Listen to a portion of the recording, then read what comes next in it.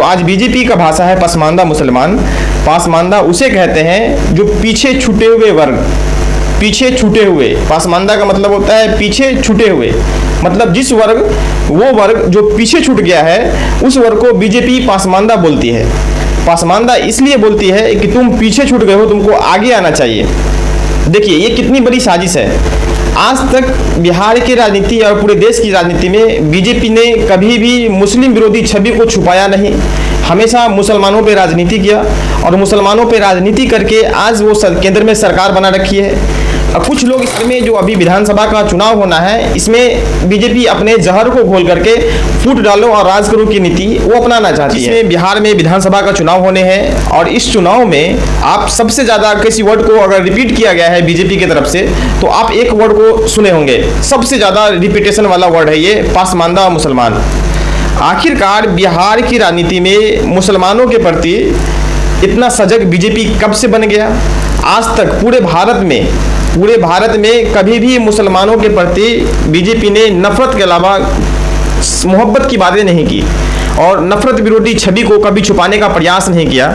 आज विधानसभा का बिहार में चुनाव होना है तो आप देख लीजिए कि मुसलमानों को वर्गों में बांटने का साजिश किया जा रहा है, वर्गों में बांटने का साजिश करके मुसलमानों को डिवाइड करके और एक शोषण करने का प्रयास है।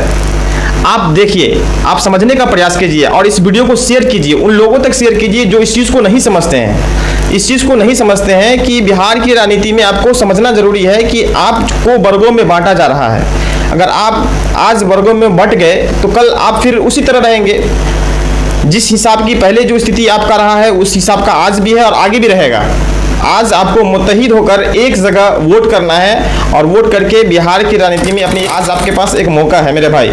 आप इस वीडियो को शेयर कीजिए और उन लोगों तक जरूर पहुंचाइए जो लोग इस चीज़ को नहीं समझते हैं कि बिहार में पासमानदा मुसलमान का कितना बड़ा जितने भी मुस्लिम समाज के लोग हैं मेरे भाई, इस बात को तुम समझो कि तुम कभी भी मुत्तहिद होकर के वोट करना।